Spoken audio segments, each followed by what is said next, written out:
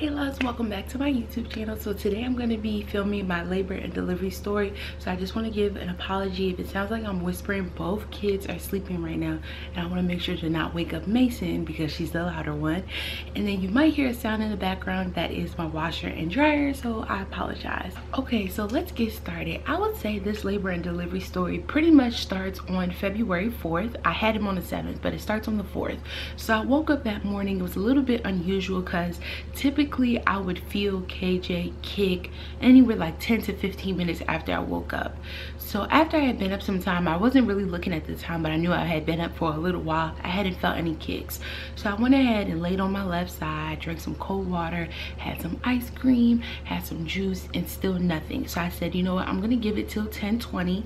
I notified my husband. I told him what was going on, and then I told him, you know, I was gonna give it till 10:20. If I didn't feel anything by that point, we were gonna get up and go to the hospital. So I contacted him or texted him again at 10:20, and I told him, listen, I have not felt a kick yet. Come home, come get me, let's go to the hospital. So I did go to the hospital later on that day, or within an hour or so, and as soon as they hooked me up to the monitor, of course he is kicking.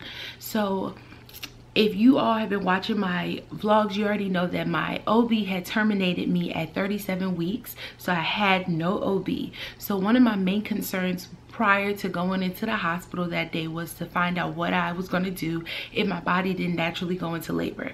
So I did speak to a doctor while I was there, and she told me, you know, hopefully your body does go into labor naturally. If not, you can come back into us. And she also gave me a contact for another provider that might accept me at 30. I was what, 38 weeks at that point. So she gave me a contact, and she told me she felt like I was gonna go into labor before that time. So what she did for me, since I hadn't seen an OB since I was like 28, 29 weeks, she did check to see if I was dilated. I was only a centimeter. We checked to see if he was head down, and we checked to see if there was protein in my pee. Although I didn't find out that day, I did eventually find out that there was nothing in my protein. There was nothing in my protein. There was nothing in my pee. So that was great news.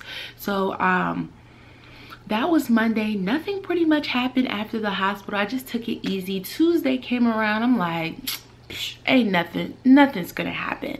So Wednesday I woke up and I felt like I constantly had to pee, but I could not go. Like, I mean, it was just really uncomfortable. And whenever I did go to pee, it was literally like 1 or 2 drops. So if you've been pregnant before, you already know, like, towards the end of your pregnancy, you pee a lot. And most of the time you'll have like one big pee and then like 17 little pees. I just constantly kept having little pees and no big pees at all. So I'm like, this is really uncomfortable. Like, I feel like I can't go. And anytime I did go to the restroom, I did hear like a popping noise, which I had heard some women describe, like when their water breaks, that they heard a popping noise. So I'm like, is that it? But then it's like I heard the noise, but there's no like pee. I mean, there's no water breaking or nothing. So that was pretty discouraging. Later on that night, which was Wednesday the 6th, I told my husband, I feel like my water's gonna break, so let's dance. So I danced to the Baby Mama song. I danced to all these different songs and nothing happened. I just felt like I was even more uncomfortable at that point. So the next day, which is the 7th, I woke up and I actually picked up the camera and I said, you know what, I don't feel like today is going to be the day.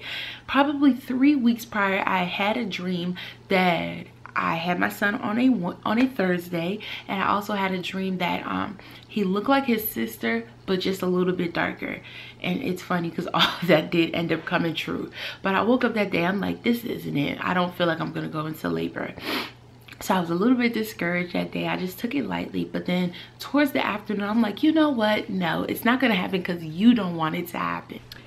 So I felt like if I didn't go into labor that day, or, you know, if I didn't go into labor that day, was because I didn't try. You know, at least I can say I tried. So later on that day, I got up and I started to pump. I had tried pumping before, but I felt like it did bring contractions on, I'm not gonna lie, but contractions only lasted as long as you pumped. So that was discouraging. Like the first time I tried pumping and it brought the contractions on, I'm like, oh my God, this is it. No, it was not it, but it definitely helped some. And then I decided that I was going to dance, and I was also going to do some squats. I was going to continuously do that. So I did it till about 5 o'clock, and I'm like, nothing's happening, let me just lay down. So my daughter's playing, doing her own thing. I'm just laying in the bed, scrolling through Instagram.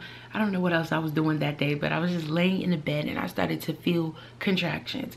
Mind you, I had constantly been feeling contractions, whether they were Braxton Hicks or the real deal, but nothing, it wasn't intense for me to be like, oh my gosh, or anything like that. So I'm feeling them, and I text my husband probably around like 5 something, and I'm telling him like, I'm feeling contractions, let's see if this is gonna happen.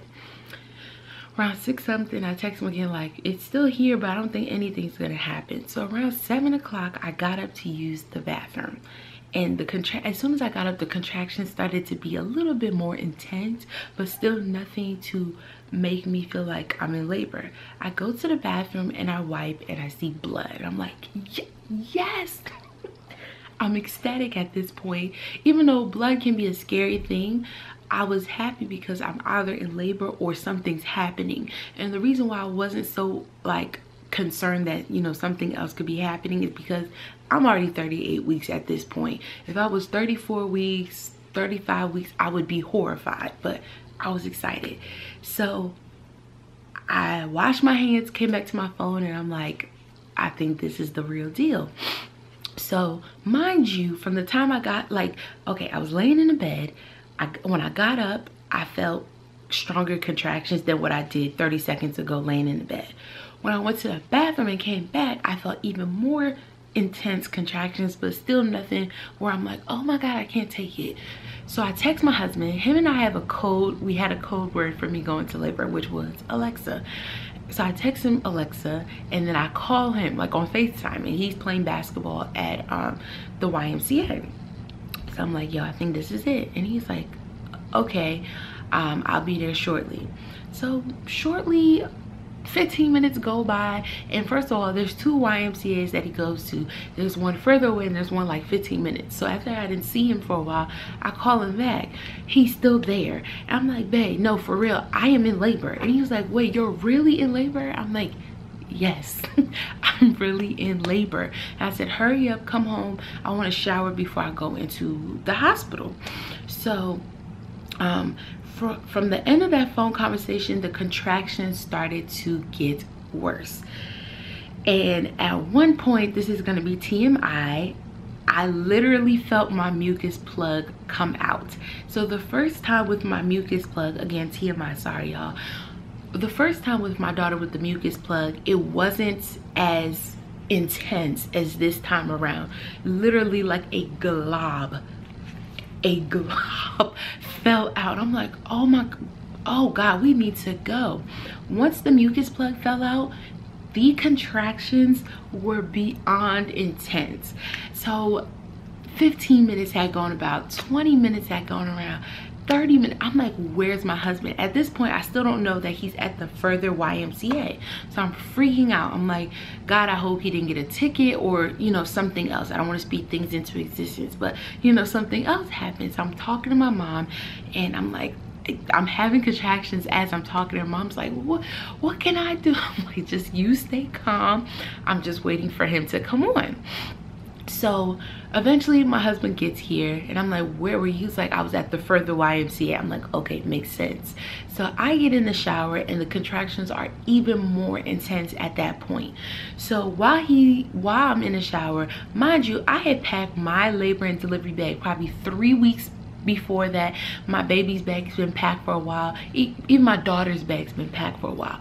I've been telling my husband, come on, pack your bag, because you don't want to wait till the last minute. And he's like, oh, I don't need anything. And I'm like, at least pack a toothbrush and some PJs in a plastic bag. And he kept saying no. I said, all right. While I'm in the shower, Kendall is packing a bag, and I'm like, but the funny thing about it is, if you watch movies or TV shows and you see how people go into labor and how the dad or whoever is helping the pregnant woman at that time, how much they are tripping, that's literally what I was watching him do. He's like trying to get my daughter dressed into some warmer clothes. He's trying to pack his bag. He's doing this and he's doing that. And I'm just in the shower like yelling because I'm having these intense contractions. while my husband is running around like a chicken without a head, I'm in the shower, I'm getting out, and it is to the point where I feel like, gosh, I can't do anything anymore. I need this baby out. So it takes me a while to get out the shower, wipe myself, and try to get dressed. I was trying to get dressed, and the intensity of the contractions were insane. So my husband had to help me get dressed, and finally, after we got everything done, we're trying to head out the door. I'm like at the door, and my husband stops to brush his teeth. Y'all, I start having a contraction at that point, and I'm yelling, come on, come on, come on. I'm yelling come on for him to come on, and for this contraction to finish off. I had it. So finally he's done. I started to take my time to walk down the stairs because we do live in an apartment, and he comes down with the bags and our daughter and the car seat, even though I've been telling him to put all that stuff in the car. Not my daughter, but put all this stuff in the car prior, so we don't have to worry about all that. Anyways, my main concern was trying to get down the stairs before I had another contraction, and luckily I made it. So we finally get in the car, and I mean, the contractions are coming what seems like every minute. I'm not looking at the time, but I'm just like testing it out from like landmarks on the way to the hospital. And if I'm having a contraction from here to, let's just say, KFC, and KFC is probably 30 seconds away from me, and I'm having another one at Pizza Hut, and Pizza Hut's another minute from KFC, I know that it's crazy. So at that point, I'm like, okay, I'm having contractions like every minute, like they're a minute apart. So we're rushing to the hospital. My husband's going kind of fast, and I'm telling him to slow down. I'm like, you're scaring me. And the fact that you're scaring me is bringing on contractions. But we make it to the hospital in less than 30 minutes, which is like, I think it's about 27 minutes from here. So we probably made it there like 24 minutes, if so. We get to the hospital, and my aunt and my cousins are meeting us there so we can hand off our daughter to them. And when we got there, they were not there at the time, so my husband had to stay downstairs with my daughter, and the security guard took me up to the labor and delivery unit. Literally, I was probably in triage for a minute. When I got in there, it took me a minute to lay down for them to even it didn't take that long, but it felt like it because I kept having contractions. For them to put the monitor on me, and for me to actually answer her questions. So I answered her questions. Then the hospitalist came in, who I was gonna have to see because I no longer had a practice. And she came in, and she did check me for dilation. I was already 5 centimeters dilated, and she said I was 90% effaced with a bulging bag. I asked her if a bulging bag means that my water is about to break, and she said yes. So that made sense why I felt like I couldn't pee all those many times. So as soon as the hospitalist was done checking me, I got wheeled right back to my labor and delivery room, and she asked me if I wanted an epidural. The nurse asked me if I wanted an epidural, and I told her yes. And then she said that she was also going to give me something for the pain before the anesthesiologist came. So the I don't know what to call her. So the lady came, I'm sorry, I cannot think of the name right now. The lady came to draw my blood. She took like 7 different tubes of blood at that point. And then she also gave me the medication. I do not remember what it's called, but the medicine was supposed to help with pain. And I will tell you this right now. That medicine did not subside pain. It did not help pain. It did not eliminate pain. All it did for me was to make me feel like I was out of my mind. I felt like I was like, I guess you could say I felt high, because I was like, hi everybody. That's how I felt. I still felt the pain. I still felt the contractions. I can't think of the name of it, but if they offer that to you, don't even waste your time, y'all. There's just an extra drug in your body that you don't need.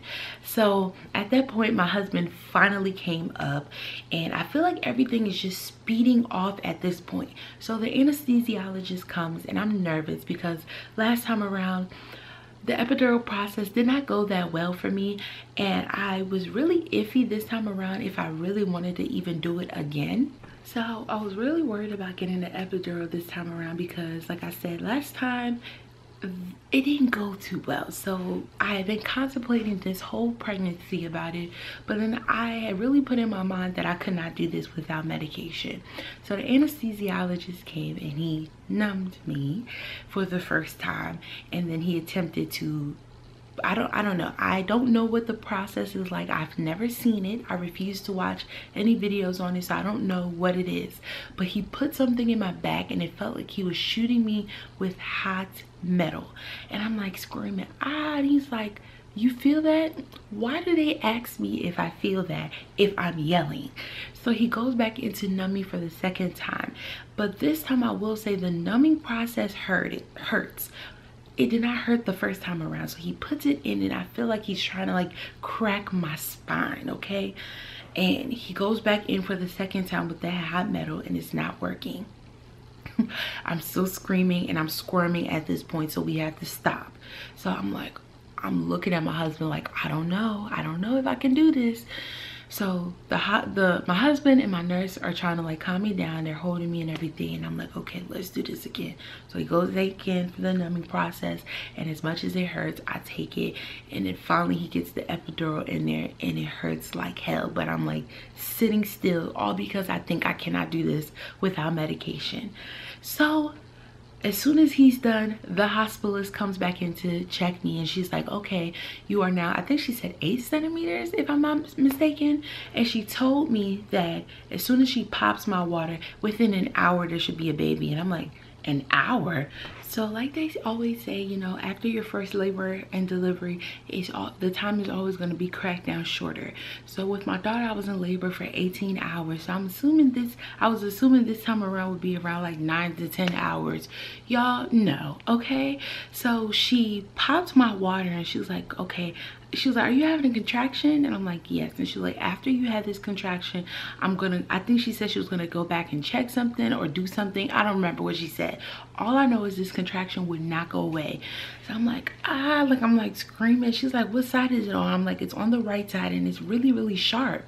So she's like, okay, I'm about to go back and check. And she checked, she was like, oh no, it's time to go. You're 10 centimeters. Y'all, that was the fastest dilation I have ever seen in my life, okay? So as soon as she does that, she quickly grabs a little gown to put on. They call the NICU, and I'm like, NICU? And she was like, it's just for precautions. They call the NICU and everything like that. And I forgot to mention, I did have meconium in when they broke my water. So baby did poop in utero. Okay, so I guess that's why they call the NICU as well. So at this point, I'm like looking for the button that you press with the epidural and it's nowhere to be found. So I'm like, and this medicine has not kicked in, because mind you, he just did the epidural not even 5 minutes ago. I'm freaking out because I'm like, yo, I can't do this without medication. So if you're thinking about doing this naturally, I will say you can do it. And if you thought that you can't do it naturally, you can. Don't let your mind make you think that you can't do anything. So when she said it's time to push, what could I do? I started pushing, and literally 3 pushes later, I think it was 4 pushes later, KJ was here. And I want to tell you, I didn't feel a thing. I did not feel a thing.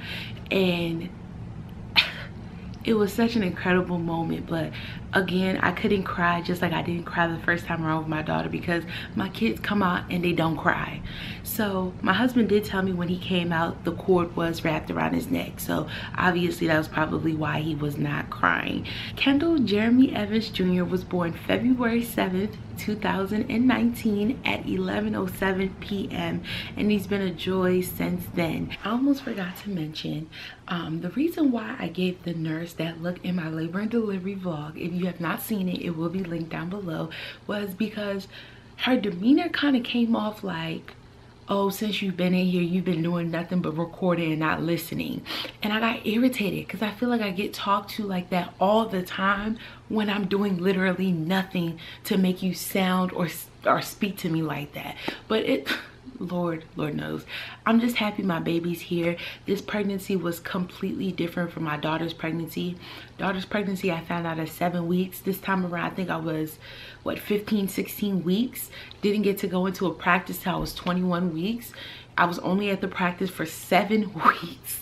I didn't have prenatal care after the 28th week, but my baby's here. He's healthy. We are happy. So, I just thank God so much. And I thank y'all so much for following me through my pregnancy journey. If you are new to my channel, definitely hit that subscribe button, and I'll be producing more lifestyle and mommy content for y'all. But I hope you enjoy this labor and delivery story. I'll see y'all in the next video. Bye, y'all.